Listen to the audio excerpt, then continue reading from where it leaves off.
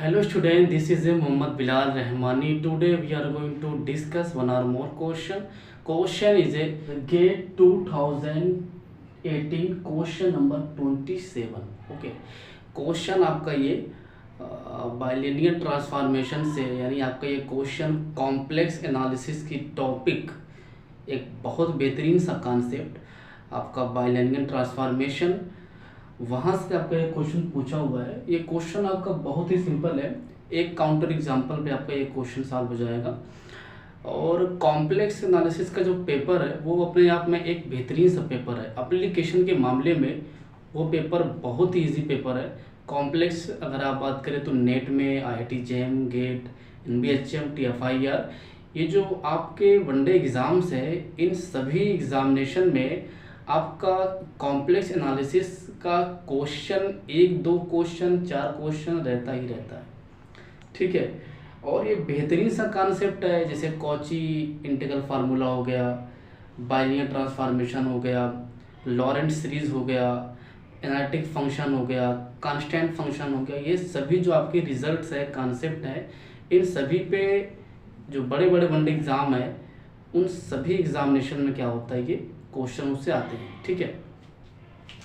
तो ये आपका क्वेश्चन बहुत ही सिंपल है, एक काउंटर एग्जांपल से आपका ये क्वेश्चन सॉल्व हो जाएगा। क्वेश्चन को आप पहले रीड कर लीजिए एक बार। The image of the half plane real of z plus image of z under the map w equal to z-1 upon z+1 is given by real of w is positive, imaginary of w is positive, mod of w is greater than 1, mod of w is less than 1, sorry यहाँ पे less than 1 आएगा, ठीक है।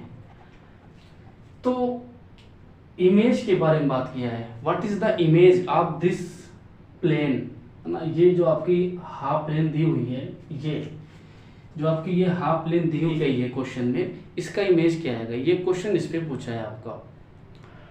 अब image के लिए अब please do not understand the meaning of what, कि ये आप मत समझिएगा कि real of z plus image of z positive, मतलब ये नहीं कि 1 प्लस आयोटा इज पॉजिटिव, ठीक है, विच इज मीनिंगलेस, ठीक है। ये कॉम्प्लेक्स का पेपर पढ़ रहे हैं आप, तो कॉम्प्लेक्स पेपर में ये जो आपकी इनइक्वालिटी होती है, ऐसा नहीं होता है, रियल में ऐसा होता है, ठीक है, कॉम्प्लेक्स में ऐसा नहीं होती है। तो ये आपकी बात मीनिंगलेस होती है। तो real of z plus image of z, sorry imaginary of z, ठीक है, real of z plus imaginary of z का सम पॉजिटिव होना चाहिए, इसने ये कहा है, ठीक है। तो ये आपका क्वेश्चन है। और अगर इसके सॉल्यूशन के बारे में बात करें तो ये लीजिए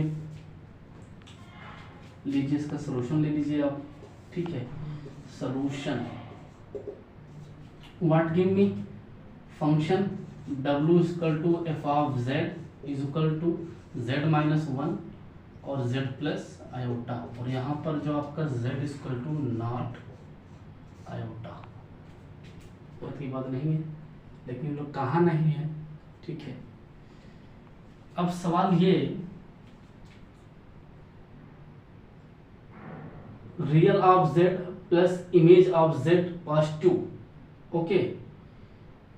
तो इस बात का ये मतलब निकला, if you take the counter example, क्या z इक्वल टू 1, तो इसका रियल ऑफ z 1 और जो इमेजिनरी ऑफ z क्या आएगा, 0 आएगा, दोनों का सम करेंगे पॉजिटिव आएगा, तो जो आपकी ये कंडीशन है क्या हो गई, सेटिस्फाई हो गई, ठीक है। तो z इक्वल टू 1 तो इज 0, तो आपका जो w आया वो क्या आ गया, 0 आ गया, ठीक है। तो क्या रियल ऑफ w और इमेजिनरी ऑफ w क्या पॉजिटिव आया, ऐसा तो नहीं है। इसका जो option first is discard, second is discard. अब इसका मॉड करेंगे तो मॉड ये क्या आएगा, मॉड 0 आ गया, ठीक है। तो इन्होंने कहा है क्या मॉड 1 से बड़ा, ऐसा तो नहीं है, ये भी डिस्कार्ड हो गया। मॉड 1 से लेस, यस। अब काउंटर एग्जांपल से किसी स्टेटमेंट्स को आप प्रूव नहीं कर सकते, ठीक है। हाँ, अगर आपने 3 स्टेटमेंट्स फॉल्स कर दिया है तो चौथा स्टेटमेंट आपका ट्रू हो सकता है, लेकिन इस काउंटर एग्जांपल से आपका ये स्टेटमेंट ट्रू नहीं हो सकता, आप ये कहें कि मैं एक काउंटर एग्जांपल दे दूं इसको बिना डिस्कार्ड किए और पहले मैं इसको टिक मार दूं, ऐसा नहीं हो सकता है। क्यों? क्योंकि किसी भी स्टेटमेंट्स अगर आपको ट्रू करना होगा तो उसका आपको प्रूफ लिखना पड़ेगा। तो मैंने 3 ऑप्शन डिस्कार्ड कर दिया, चौथा वाला ऑप्शन आपका ऑटोमेटिक ट्रू हो गया।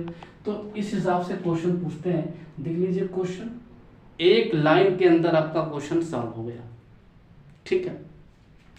रही बात क्वेश्चन की, क्वेश्चन कॉन्सेप्ट पे आता है। पहली बात तो ये, जो वनडे एग्जाम का पेपर होता है उसमें कौन जो भी क्वेश्चंस होते हैं वो कॉन्सेप्ट पे आते हैं। दूसरी बात ये, एप्लीकेशन पे क्वेश्चन आते हैं। तीसरी बात ये, रिजल्ट पे क्वेश्चन आते हैं। चौथी बात ये कि क्वेश्चन जो आता है ना वो एक नया फ्रेम करके आता है, वो नया फॉर्म में आता है।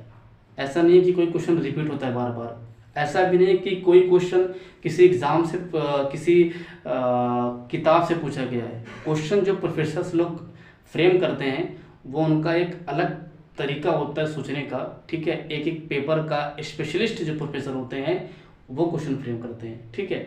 तो क्वेश्चन आप देख सकते हैं, क्वेश्चन कितना सिंपल है, ये कोई बड़ा क्वेश्चन नहीं था। आप एक काउंटर एग्जाम्पल से आप क्वेश्चन सॉल्व कर दिए तो आप सोच सकते हैं कि क्वेश्चन आपका कितना टफ होगा ये, ठीक है। टाइम जाएगा, है ना। देखिए चीज़ों को सीखने में टाइम लगता है, पढ़ने में टाइम कम लगता है, ठीक है, लेकिन सीखने में टाइम जाता है। तो आप आराम से सीखिए, पढ़िए और कोशिश करिए कि कॉन्सेप्ट पढ़िए, ठीक है। और मैथमेटिक्स की जो लैंग्वेज है वो आप ज़रूर समझिए कि what's is the mathematical language in the mathematics, है ना। तो मैथमेटिकल लैंग्वेज आप ज़रा पढ़िए, एक बार समझिए और उसके बाद जो भी आपको डाउट हो आप मुझे कमेंट करिए। और उसके बाद ये सारे क्वेश्चन आप देख सकते हैं, मैंने गेट के नेट के काफ़ी क्वेश्चन सॉल्व कर रखे हैं अपनी यूट्यूब वीडियो पर, आप उसको देख सकते हैं, ठीक है। और क्वेश्चन हालांकि टफ तो नहीं होता है, क्वेश्चन लॉजिक शुरू में आप पढ़ेंगे क्वेश्चन पहली बार तो आपको कम समझ में आएगा, 2 बार पढ़ेंगे और समझ में आएगा। तो ऐसे एक स्टेज आएगी ना तो आप क्वेश्चन के सामने, आपके सामने क्वेश्चन कोई भी आए आप उसे आराम से सॉल्व कर सकते हैं। सबसे बड़ी चीज़ होती है प्रैक्टिस करना। प्रैक्टिस करते रहेंगे, आपकी जो डाउट्स है वो भी क्लियर होगी, जो आपके कॉन्सेप्ट क्लियर नहीं है वो प्रैक्टिस करते करते, पढ़ते पढ़ते धीमे धीमे आपकी जो कॉन्सेप्ट है, आप एक एक पेपर्स के लिए 2-3 किताबें रखिए आप कम से कम। जैसे कि आपका अगर आप नेट की प्रिपरेशन कर रहे हैं, गेट की, IIT जैम की, तो मैथमेटिक्स अगर रियल की बात करें तो रियल के लिए कम से कम आप 3 पेपर रखिए। हो सकता है कि किसी किताब में कुछ अलग समझाया हो, डेफिनेशन जो होता है थोड़ा मोड़ा चेंज हो सकता है, ठीक है, लेकिन जो सब्जेक्ट है वो चेंज नहीं होता है, ठीक है। और ठीक है, thank you for watching this video.